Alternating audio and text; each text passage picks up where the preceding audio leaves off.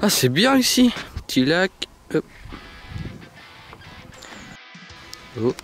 Hey, alors aujourd'hui on se retrouve pour une nouvelle vidéo et savez-vous ce que c'est les cyanobactéries? J'espère que vous ne le savez pas parce que cette vidéo va parler de ça.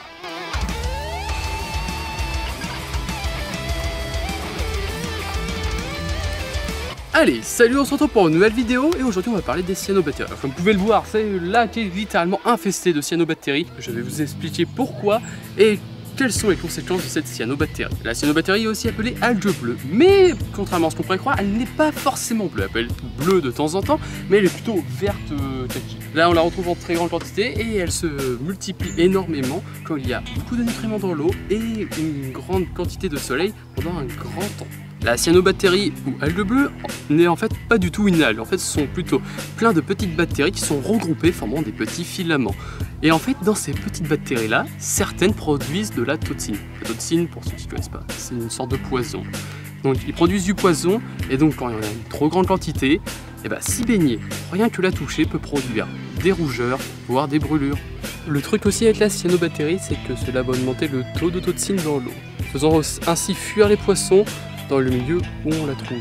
Je ne sais pas si vous vous rendez compte, mais il y a plus de 100 000 cellules par millilitre, dont 20 000 toxinogènes, donc ceux qui produisent de la toxine. Rien que l'année dernière, 20 chiens sont morts qu'en se baignant dans de la cyanobactérie. Et il faut faire très attention, ne vous baignez pas dedans, et une trop grande quantité comme celle-ci peut tuer un enfant de 4 ans. Donc faites tout de même gaffe, et rien qu'en buvant cette cyanobactérie peut vous provoquer des mal de ventre, des rougeurs et voire la mort. Et la mort, c'est pas très cool. Certaines personnes peuvent confondre l'algue bleue qui est verte avec l'algue verte. Et l'algue verte, on la retrouve plus principalement dans les zones maritimes et dans les eaux salées. Pourtant, quelquefois, l'algue verte, on peut la retrouver un tout petit peu en eau douce, mais elle fait de plus gros filaments et elle ressemble vraiment plus à des algues. Là, c'est vraiment une sorte de petite écume. L'algue bleue, c'est vraiment une petite écume au-dessus de l'eau.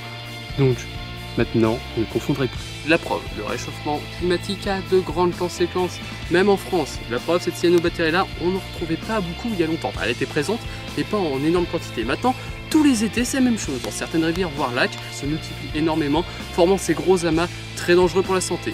Donc, le réchauffement climatique, c'est de la faute de l'homme, et si on continue, c'est plutôt nous qui courons à notre extinction.